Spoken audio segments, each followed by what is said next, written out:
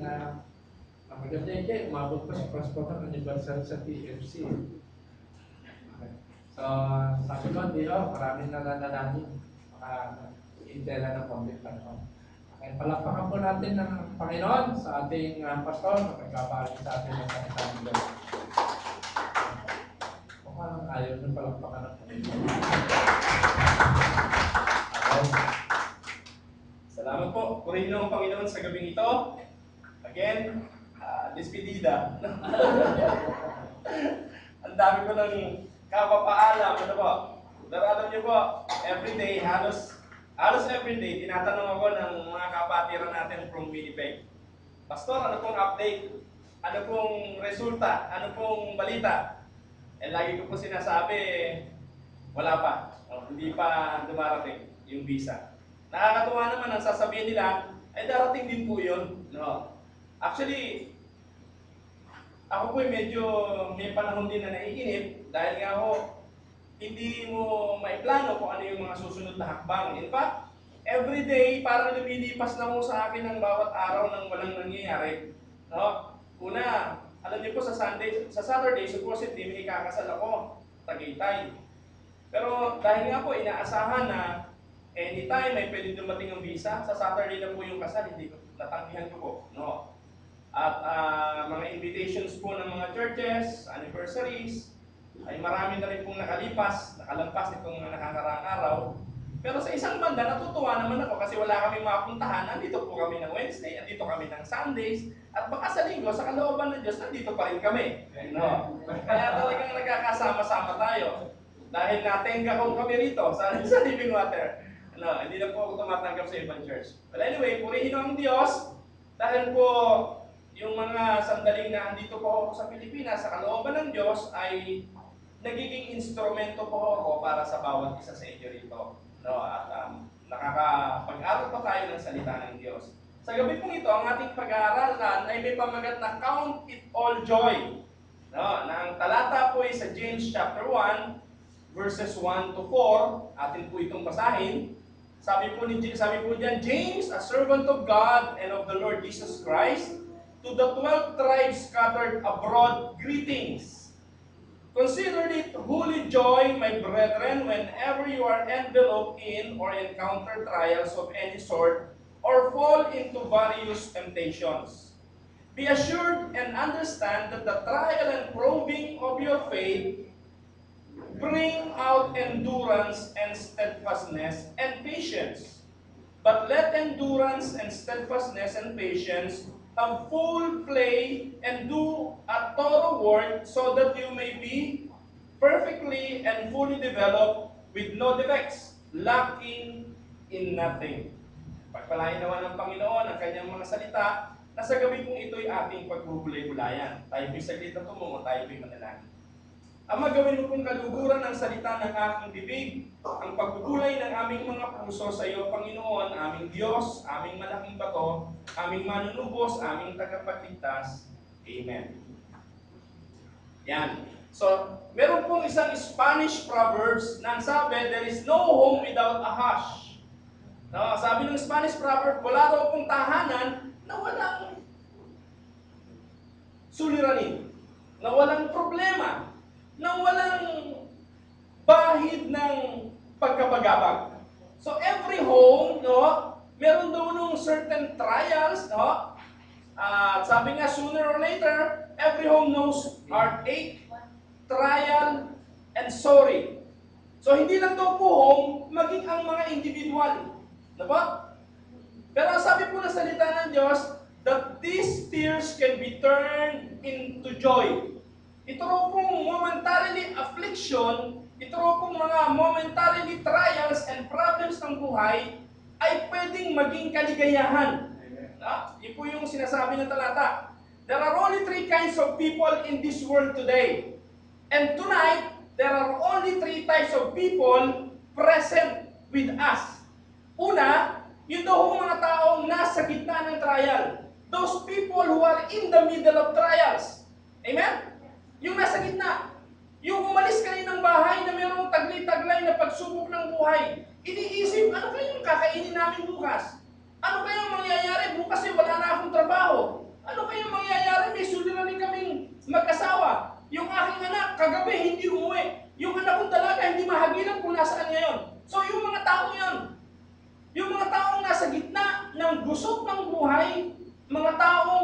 nabihag.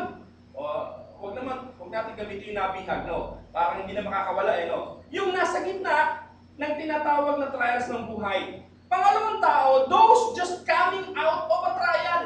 Yung nandito masaya na kasi kahapon may problema pero ngayon solved na. Yung kahapon pa lamang ay nagsabunutan sila ng mag-asawa pero ngayon sweet na sila. No, beso-beso na. Yung kagabi problema dahil yung anak ay hindi mahagila pero kanina umaga umuwi na.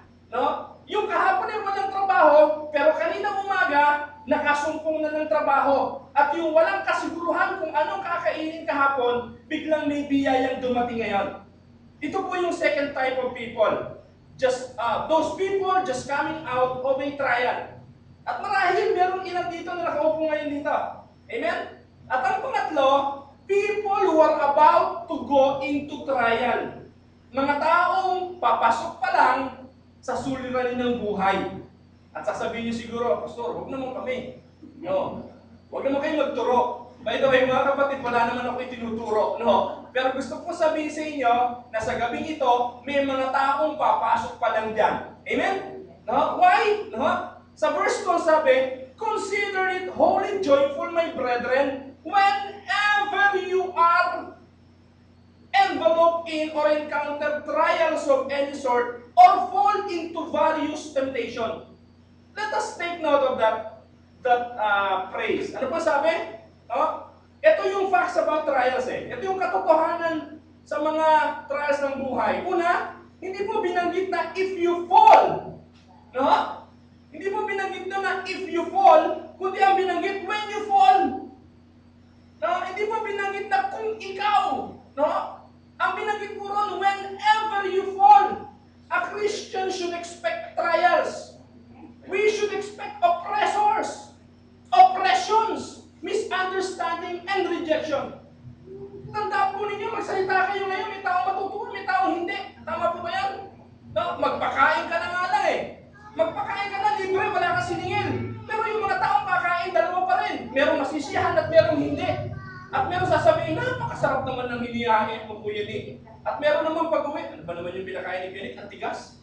No? So lagi yung ganon. No, we should expect that there will be oppressions, there will be misunderstanding, and there will be rejection. No? If anybody tries to teach that the Christian life is a bed of roses, na baliktarin lang ang payong, ay makakapera na, lumuntag ka lang, magiging masaya ka, they are teaching from an empty head and from a closed Bible. Hindi po yun ang katotohanan. Amen? That is a false hope na ibinibigay sa mga tao. Hindi po totoong wala nang problema ang mga Kristiyano. Ang sabi po ng Biblia, whenever you, ibig sabihin, there will be times talaga. There will be an opportunity na makaka-experience po tayo ng trials ng buhay. Amen? Ibig sabihin lang yan, normal pa tayong mga tao. Kaya kung may problema ka ngayon, ibig sabihin normal ka pa. No? At may layunin po ang lahat ng bagay na yan. So the Bible doesn't say you might fall into temptation. It says you will. Amen? You will. No? So tingnan po natin ang ilang mga tao sa banal na kasulatan. Una, Job was a blameless, upright man. Take note of that. Upright, blameless, who feared God and turned away from evil. Tao po na sa Biblia, takot sa Diyos, matuwid sa harapan ng Diyos, walang maipula maging si Satanas. Walang maipula.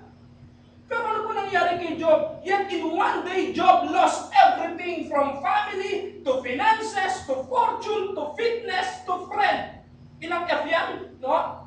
Family, finances, fortune, fitness, and friends. Lahat na ho ng klaseng F na meron siya. Nawala sa kanya. May naiisip ako ba kayong F? No? Nawala lahat. Yan po si Job. No, yung asawa, W kasi. No, W. Sana W na lang kinuha. No, hindi. No, iniwanan. No, kasi yung asawa iniwanan, kalaunan kasi gamit pa rin ng kaaway yun. Kakampi pala ng kaaway yun. Ano sabi kay Job? No? Mabuti pa sana eh. Sumpay mo na Diyos mo nang mamatay ka na. Hindi kakampi talaga. No? Kaya iniwan. No? Anyway, opinion lang ni Pastor Romeo. No? Pangalawa, si Daniel. You know who Daniel is? Daniel was a man totally committed to God who prayed 3 times a day to the Lord. praying was a free trip to the lion's den. Can you imagine a man after God's own heart also? A man who always commune with God 3 times a day. At nakulong siya at itinapon sa lion's den because of his being faithful to the Lord. Tapos sabihin natin, ay hindi ako makaka-experience sa trial. Hello? Can you imagine itong mga taong ito na malapit sa Diyos? No? Nahulog pa rin in various trials. Pangatlo, Joseph. Joseph was a man of unquestioned integrity, unquestioned decency, loyalty, and purity, who was thrown into prison for a crime he didn't commit without even a trial. No? Pumasok siya sa lahat ng trials at yung trial lamang na hinihintay dapat niya hindi na ibigay sa kanyang trial. Yung i-trial siya sa court. No? Pero ito yung trial sa buhay niya. He was imprisoned, he was thrown to prison, no? Though he has that unquestioned loyalty, morality, decency, loyalty, and purity. Matindi. No? Si Paul, sabi nga po isa ho yata ito si Pablo, sa Kristiyanong dumanas ng matinding trial sa buhay. In fact, 2 Corinthians chapter 11 verse 23 to 27, narito ang testimony ni Paul. Sabi niya, sila bagay mga ministro ni Kristo, ako'y nangungusap na waring nasisira ang bait. Take note. No? Ako'y nangungusap na tila baga nasisiraan na ng bait. Lalo pa ako sa pagpapagad, ako'y lubhang sagana, sa mga bilangguan ay lubhang madalas, sa mga palo ay walang bilang, sa mga ikamamatay ay malimit. Pinili ko po itong translation na ito ng Bible kasi napakaganda ng pagkakapahayag ni Pablo. Sa mga Hudyo ay makalimang tumanggap ako ng 40 palo kulang ng isa. Makaitlo akong hinampas ng mga panghampas. Minsan ako'y binato. Makaitlo ako'y nabagbag. Isang araw sa isang gabi na ako'y nasa kalaliman ng dagat. Sa mga paglalakbay ay madalas, sa mga kapanganiban, sa mga ilog, sa mga kapanganiban, sa mga tulisan, sa mga kapanganiban, sa mga kababayan, sa mga kapanganiban, sa mga hintil, sa mga kapanganiban, sa bayan, sa mga kapanganiban, sa ilang. Ang daming panganib no? Sa mga kapanganiban, sa dagat, sa mga kapanganiban, sa gitna ng mga bulaang propeta. Tang twisters, no? Kapanganiban, no? Kapanganiban. Hirap pangitin, no? Napakaraming panganib. Sa pagpapagal at sa pagdaramdam sa mga pagpupuyat ay madalas. Sa gutom at uhaw, mga pag-aayuno ay madalas. Sa ginaw at kahubaran. Take note. Yung pag-aayuno enforce. No? Ano ibig sabihin? Hindi nag-aayuno dahil may pagkain. Nag-aayuno dahil walang makain. No? Can you imagine? He was forced to do fasting. At yan si Pablo. Naranasan na ba natin yan? Pero si Pablo, ang sabi niya, sila bagay mga ministro ni Kristo. No? Na yun lang ang dinanas nila. Samantalang ako. Yan. So, sabi ang temptation daw ay diverse. Iba-iba. This is the Greek word kung saan makikita natin yung term na polka dot. No? Yung English word, yung word na polka dot. Life is dotted with trials. Kaya ang buhay daw, punong-puno ng polka dots na mga trials. No? The word means multicolored and multi-size. Trial comes in all shapes, sizes, and colors. Iba-iba. Nais-message ko na po ito nung nakaraan eh. Na-share ko na ito na ang mga suliranin ng buhay natin, it comes in different sizes, different forms, and in different colors. They may be affliction, they may be sorrow, sickness, physical trials, financial trials, psychological trials, and maybe it is an spiritual trials. Yeah. So, form of trials, there are various kinds of temptation. The Greek word for both trials and temptations ay, di ba, sa Greek maganda mag-aral. Kasi yung Greek medyo mas malalim ang kahulugan niya. Halimbawa, yung salitang love. Sa Greek, 4 ang kahulugan nito eh. Di ba? May 4 na salita silang Griego tungkol sa love. May phileo, may agape, may eros. Ito pa isa. Ewan kung ano pa yung isa. Basta, there are 4 Greek words for love, while sa English, isa lang, love lang talaga. Kaya kung pag-aaralan po natin, mas malalim yung salitang Greek. Dito po sa Greek, makikita po natin yung 2 English words, trials and temptations. Pero alam niyo po mga kapatid, sa Greek, sa verse 11, pareho lang po to. No? The same ang kahulugan niya. Pero yung context nito, magkaiba. At mahalagang mabasa natin at mapagtukunan ng pansin ito. Kasi yung trials and temptations, if you are going to look the real meaning of it sa Greek, magkaiba ito. No? Ano ito? Una, trial is a test sent by God. Tandaan po natin, kapag nabasa natin yung salitang trial, sa banal na kasulatan, galing to sa Diyos. But every time we saw or we read about the word temptation, it is a test sent by Satan. Magkaibang pinanggagalingan ng trial at saka ng temptation. No? Please take note of that. Trials are given by God to help us learn how to steadfast.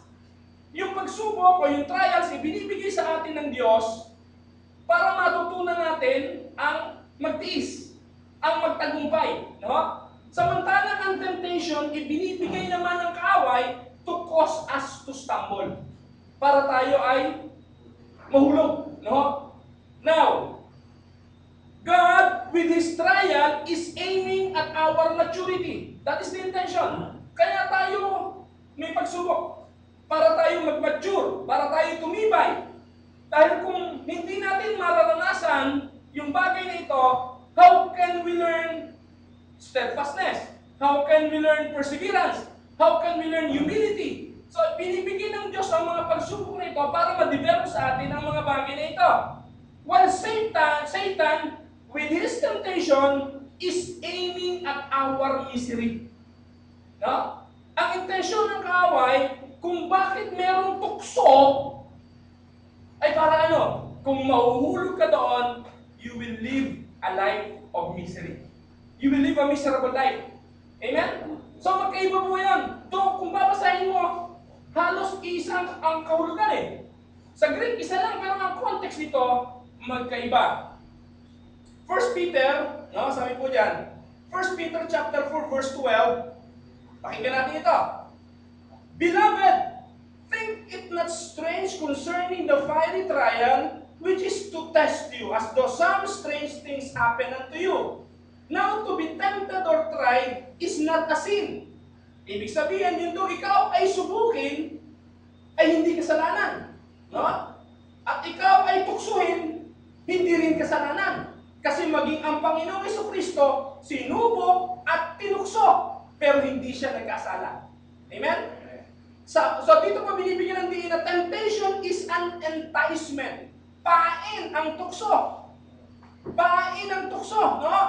An allurement, an inducement to commit sin. At makikita naman natin kung ano-ano yon. Ito yung ginamit kay Joseph. Ang ginamit na pain sa kanya, ang ginamit na pantukso sa kanya, yung asawa ni Potiphar. No? Kay Samson, si Delilah. No? Si David, si Bathsheba. Bakit po babae, Pastor Romy? No? Si Akan, yung mga kayamanan ng Jericho. No? So iba-iba po eh. No? It comes in various forms. At ang sabi po, ito'y enticement, it is an allurement, it is an inducement to commit sin. This comes from Satan, not from God. At ang sabi nga po ng James 1:13, God does not present temptation to people. Ito po yung nami-misquote eh. Sabi, ay, yan hindi galing sa Diyos yan. Hindi ika tayo bibigyan ng Diyos ng trials. Hindi po kasi nila naiintindihan yung kahulugan ng Greek. Alam niyo po ba na may pastor na kami pinatawag dito? Dahil nagtuturo, may pinatawag na po kami pastor, dahil nagturo nga daw po, kapag ikaw may pagsubok ng buhay, ibig sabihin, ikay malayo sa Diyos. Hindi yan galing sa Diyos. No, hindi kasi nila naiintindihan yung kahulugan ng mga salitang temptation at saka trials. No?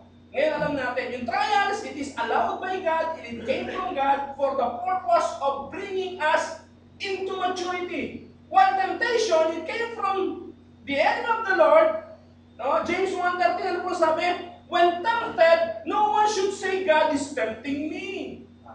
Ang linaw naman yan eh. Hindi trials yan. Kaya naman may translation ng Bible kasi na they are using the word trials on that verse. No? Sabi po dyan, when you tempted, no one should say, God is tempting me. For God cannot be tempted by evil, nor does He tempt anyone. Malinaw. Pag trials, galing sa Diyos. Pag temptation, galing sa kaaway ng Diyos. Amen? At alam natin dapat i-distinguish alin yung trials, alin yung temptation. Kapag may enticement, may inducement, merong may kaway sa pita ng laman, no? Ibig sabihin noon ay temptation. Yan. So, falling into trials. So, iba yung falling to temptation, iba yung falling into trials. Yan. So, Luke chapter 10, ito yung sample niyan. In the story of the Good Samaritan, this man was walking along the road from Jerusalem. At ang sabi po ron, he fell among thieves. Masaya siguro siyang naglalakad. Iniisip niya makakarating siya sa Jerusalem. Pero ang sabi po ng talata, he fell among thieves. He wasn't looking for thieves. Amen? Hindi siya naghahanap ng magnanakaw. Hindi siya naghahanap ng mga tulisan. He wasn't wanting to be robbed. But these thieves were waiting in hiding and they ambushed him. Alam niyo po ang trials katulad din daw niyan. Ano po? Hindi mo inaasahan. The man fell suddenly, seriously, savagely. Mga salitang medyo malalalim, masasakit ang kahulugan. Biglaan, no? Tapos seryoso, tapos savagely. Ano ba yung kahindik-hindik, no? At brutal, no? Brutal. No? Hindi mo inaasahan. Ganyan daw po yung trials eh. Hindi naman tayo inihanda nito eh. Hindi tayo inihanda para hindi ito darating para paghandaan natin eh. Dumarating ito para tayo ihanda. Nakuha niyo pa? No? Kapag dumating na ito, pagkatapos nito, handa ka na. Amen? Pero para maghanda ka, para dumating ito, hindi mangyayari yun. Pagkatapos po nito, naroon na ang kahandaan. Amen? No? That is what trials bring. No?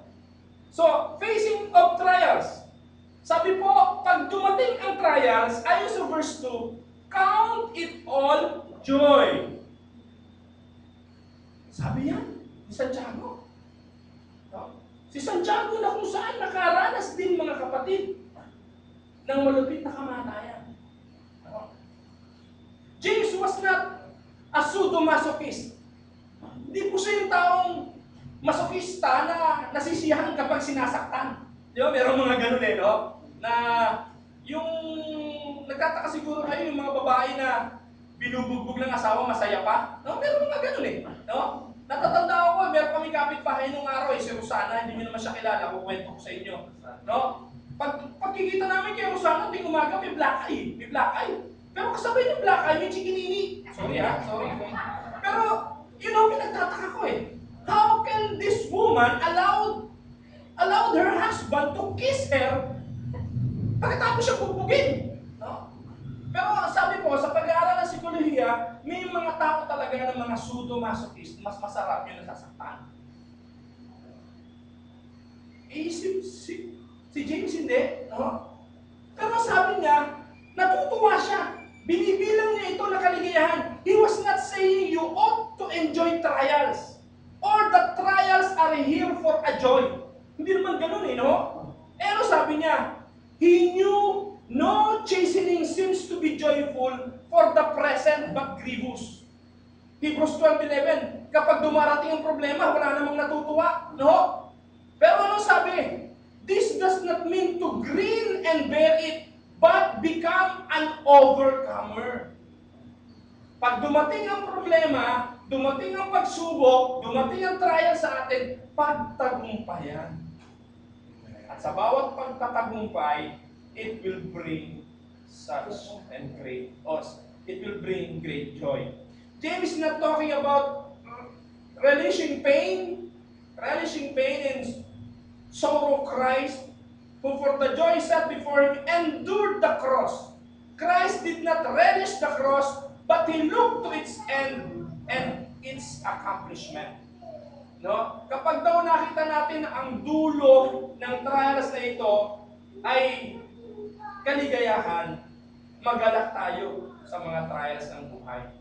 No? Tandaan po ninyo, wala namang habang panahon ganun ang pagsubok. Amen? No? Lagi ho yan lilipas. Sa maiksing panahon, ay dadaan din yan. So count it. Count it. Count it is a word that literally means to lead or to look ahead. Di ba? Pag mabibilang di ba? Count it. Count it all joy. Look ahead. No? We are to look forward to what will be accomplished when we have overcome. Tandaan ninyo, pag dumating ang trials, hanapin nyo agad, ano ba ang magiging bunga nito? What will these trials can accomplish in my life? Anong pwedeng ma-achieve nito? Imposible mong wala.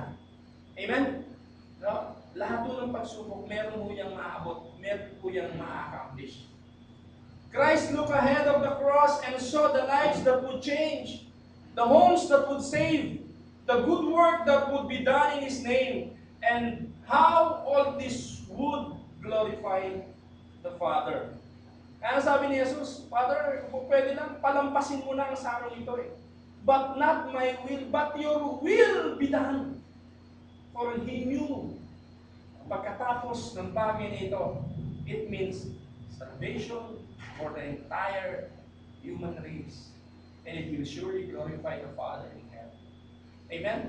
Kung ganun daw po yung goal natin sa buhay, na yung ginagawa natin at nararanasan natin will glorify the Father, magagalaw po tayo sa mga trials na dumadating sa atin. Amen? Hindi lang po doon sa aspeto na kapag nalampasan ko ito, may pagpapala. Kasi kung lagi na lang kung gano'n ang titingnan natin, eh napaka-selfish din po nung ating pagharap sa trials.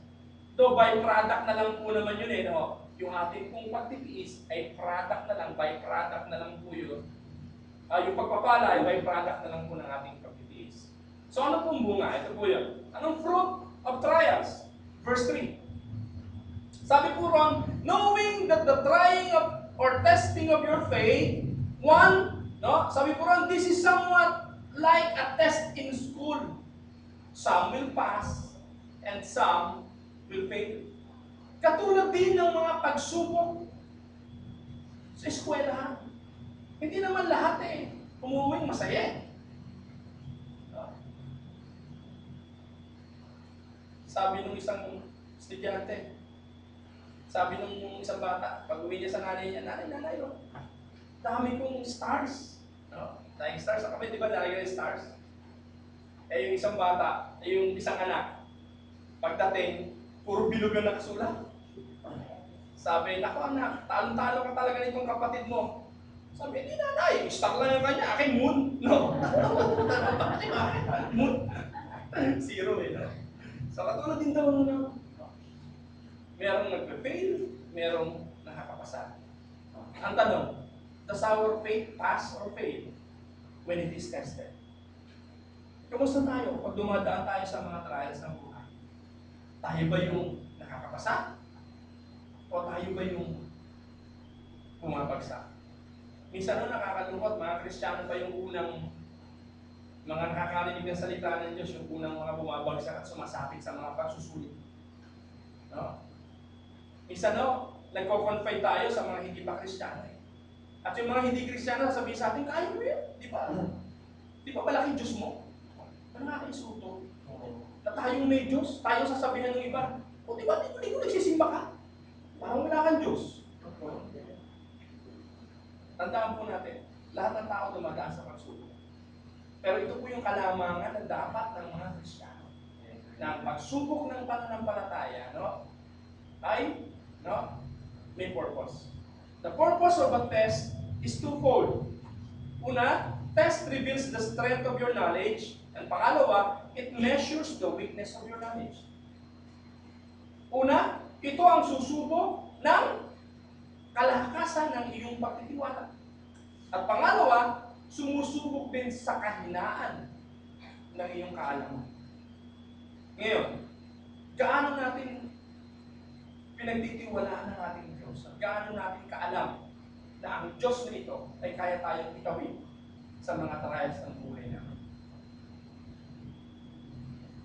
You may think because you come to church every Sunday, you may think that you sing praises and give money, and you even take notes and walk piously, you may think that your faith is strong.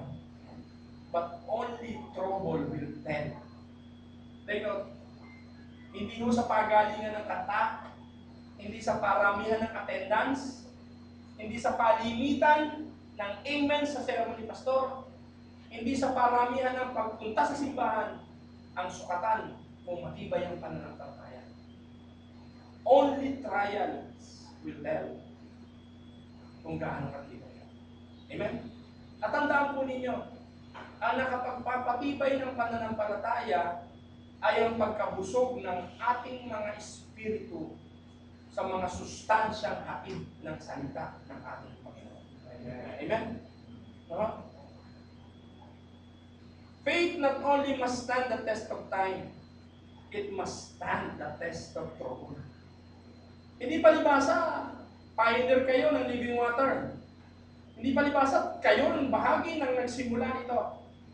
After 20 years at narito pa rin kayo, ay pwede nyo sabihin, oh, sinukat na ng 20 taon namin dito ang aming pagiging mahusay sa pananampalataya. No? Time is not a sure gauge or measurement to test our faith. It is only trials that can reveal the strength of your anchor. Amen? Kaya ho, mahalaga na expect natin yung trials. Dahil hindi ho lahat ng tao ay pare-pareho ang level ng pagkakalaw niya. Amen? Ha? Bawat trials na mapagtatagumpayan mo ay panibagong level ng pagtaas ng pagtitiwala sa Diyos. Amen? Bawat pagsubok na lalalampasan mo ay panibagong antas ng pagtitiwala at pananampalataya sa Panginoon. So Proverbs 24 verse 10, if you faint in the day of adversity, your strength is small. Kapag ikaw daw ay sumuko, nagiba sa panahon ng mga pagsubok, then mahinahani ka. Or we could paraphrase it this way, if your faith fails you, when trouble comes, then your faith is weak. Almost weak.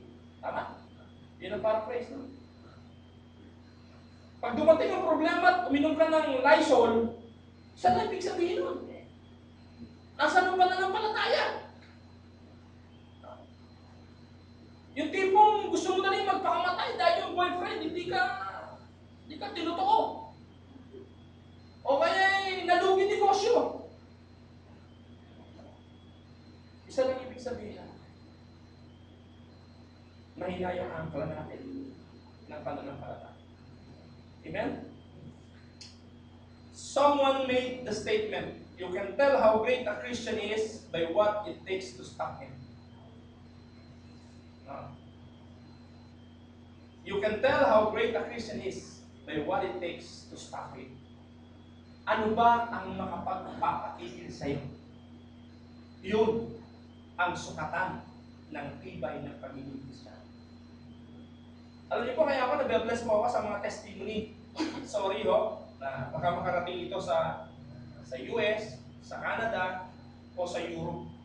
Pero ito po yung na-obserbahan ko. Pag galing po sa US, sa Canada, sa Australia, sa Europe, pagbalik nila ng Pilipinas, walang masyadong testimony of faith.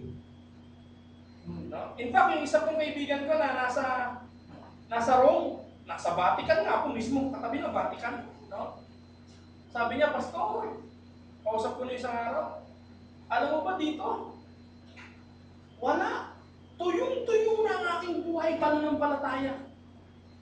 Alam mo, papunta siya ngayon ng Dubai or Abu Dhabi. No? Kasi nandun yung mister niya. Papunta siya ngayon doon. Very excited siya. Alam mo, Pastor, excited na excited ako. Hindi dahil nandun ang mister ko.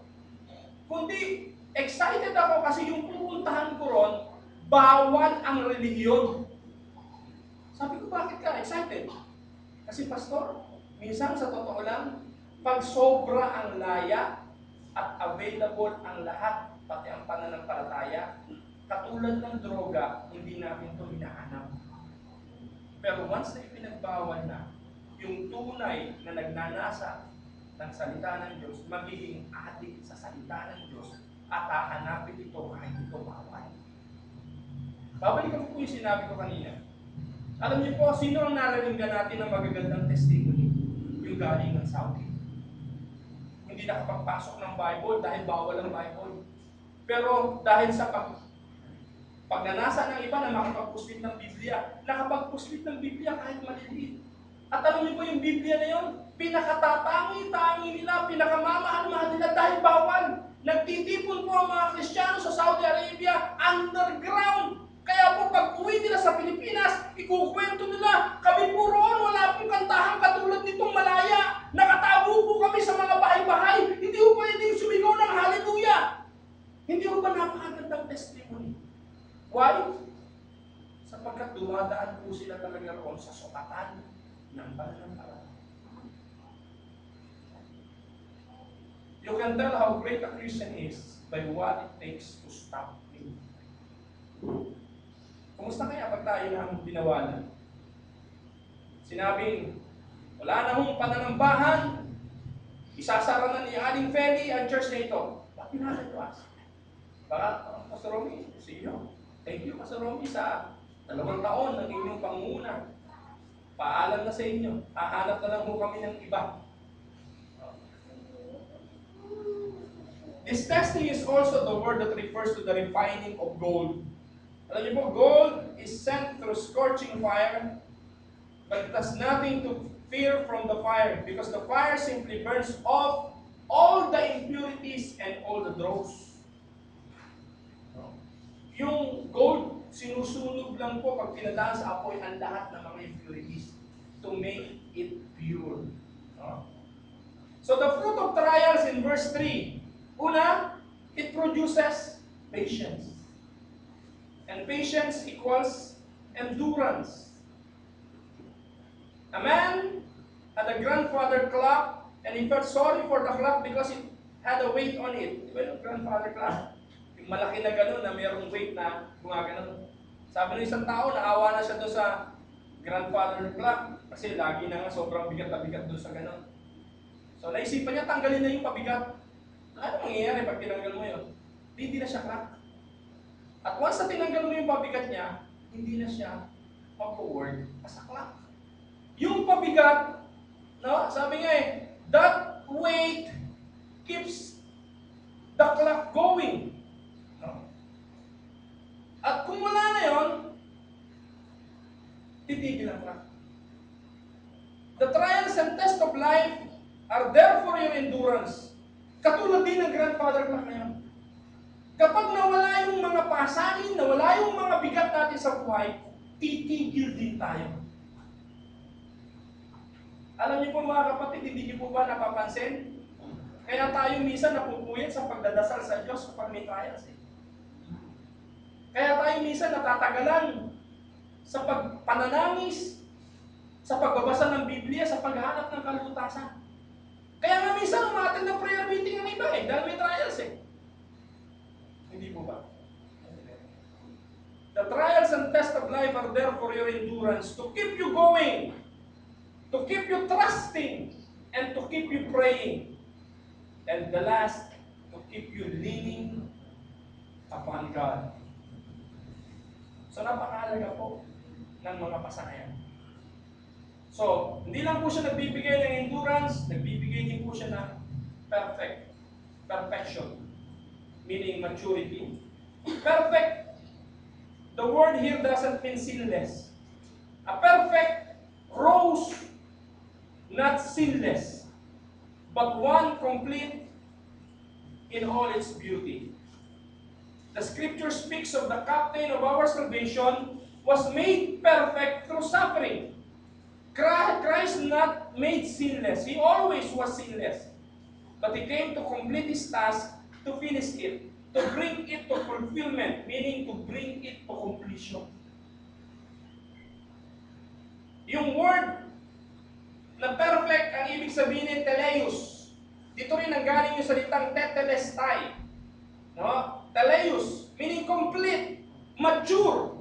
Katulad po ng isang oak tree. Yung oak tree ay galing po siya sa isang acorn.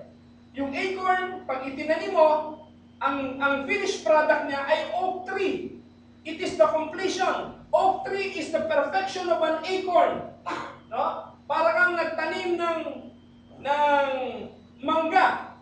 Yung fruits ng mango, pag kinain mo, makukuha mo yung bunot. Yung bunot, pag itinanim, ang completion nun ay punong malaki. Pero ang completion ng punong malaki kapag bumalik yung tunay na bunga niya. Amen? Just like an acorn. The completion of an acorn ay yung oak tree. So when you are feeling discouraged and a little blue, take a look at a mighty oak and see what a nut can do. See what a bunot can do. Pag may problema ka, tumingin ka lang sa mga puno ng mangga at isipin mo, yung punong yan, dati bunot lang yan. Amen? No? Tumingin ho kayo sa mga puno ng santol. Binuga lang yan ng isang ayaw kumain ng buto. Pero ngayon, ito na siya. Amen? Kasi ako, nilululun ko lang yun eh. Alam niyo po, pag nakakakita nga po ako ng bayabas, no? Nang isang araw po, nandun ako sa bakuran ni Dr. Junjun Santa Maria. Meron po kami nakita ng isang bayabas doon na may bunga ng maliliit. Sabi ko, Jun, yung bang bayabas na yan eh, itinanim mo? Eh, nilid ka ako ng bunga, nagtanim ka yan, nilid pa. Sabi, hindi pastor, tahi lang ng ibon yan. So, can you imagine? From a tahi ng ibon, it became a guava tree. Yung tila walang kwenta ay pwedeng maging isang makabuluhan. No? Ano pong ibig ko sabihin? Mahalaga po ay maabot yung completion. Yung tila napakabigat na problemang meron kayo, hintayin po natin kung ano ang completion nito. Amen?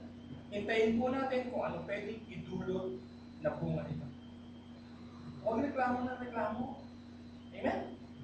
Kasi po, imposibleng wala itong ibubunga. So 1 Corinthians 10:13, whether a trial or enticement from Satan to sin, here is a promise for you. First, if temptation came from God, we'd have an excuse for sin. Kung ang tukso'y nagagaling sa Diyos, pwede tayong merong excuse sa pagkakasala. Ikaw naman Panginoon, ikaw nagbigay niyan eh. No? Because God is so powerful, no? But not temptation. It is not from God. No? Hindi po galing sa Diyos yun. Men try to find excuse for their sin. At minsan, gusto nating ihanap ito. At minsan nga, pinapalabas natin Panginoon naman nagbigay niya eh. Ito naman ikang tuksong ito Diyos ang nagbigay. Kung hindi ba niya binigay sa akin ito, katulad ng ginawa ni sino ba? Ni Adan. Ikaw kasi Panginoon, binigay-bigay mo ito. Kung hindi mo binigay sa akin, okay na ako rito sa mga hayop eh. No? Parang gano'n. No? Sold na ako rito sa mga hayop eh. Binigyan mo ako ng babae. Yan, totoo yung babae ko. Binigyan ako ng ano. No? Bayabas. Ano? So we always look for an excuse. And there are basically 3 excuses we give. Number 1, buts. 3 buts. My temptation is different. Unique. Akala natin, tayo lang ang mayroon nito. Panginoon naman, bakit naman ako pinadanas mo ng ganito? Pero sabi po ng talata, no? Ang ating problema ay common to men. Walang problema na nararanasan natin na hindi dinanas ng iba. It is common to men. Kung ano man yung pinagdadaanan mo ngayon, pinagdaanan na rin ito ng iba. Amen po ba doon? Whatever trials you are facing right now, nakapasa yung iba dyan, kapatid. Nalampasan niya ng iba. Pangalawa, my trial or temptation is too strong. Napakabigat naman ika nito, Panginoon. Bakit naman yung iba hindi masyado? Alam niyo po mga kapatid, ang sabi ng verse, walang temptation na hindi mo kaya. No? You are not going to be tempted above that you're able. Walang pagsubok na dumating sa atin na hindi dinanas ng ibang tao. At kung dumating ang pagsubok, no, hindi tayo susubukin beyond our capacity. At pangatlo, may trial or temptation, no way out. Yan po yung mga excuse natin. Panginoon, ba't naman ako? Pangalawa, ba't naman napakabigat nito? Pangatlo, wala naman solusyon to eh. Hindi po yun totoo. Dahil ang sabi ng talata, kapag dumanas kayo ng pagsubok, siya rin ang magbibigay ng kalakasan para mapagtagumpay. Amen? So there will always be a way out. Sinadya ko kung hindi isulat ang 1 Corinthians chapter 10 verse 13. Hindi ko po inilagay. Kasi ito ang assignment ninyo ngayong gabi. Bago kayo matulog, kunin niyo ang inyong mga Biblia, buksan ninyo ang unang Korinto 10:13, pakibilugan, i-highlight, at kabisaduhin ninyo, lagi ninyong sabihin, hindi unique ang aking problema. No? Hindi ako lang ang may problemang ito. Hindi ito malaki. At siguradong mapagtatagumpayan ko ito. Kasi may tatlong bagay na laging isinasaksak natin sa isipan natin. My temptation is different, it is unique. My temptation is too strong. My temptation is no way out. Hindi po yun. As no way out. Hindi po yun totoo. Sabi po ng Biblia, it is common to man, not tempted above that you are able, and God will make a way of escape. No? Pagpalain po tayo ng Panginoon, kung dumadaan tayo sa pagsubok, ang Diyos ang gagawa ng daan palabas. Sa Diyos ang kapurihan, magandang gabi po sa inyo.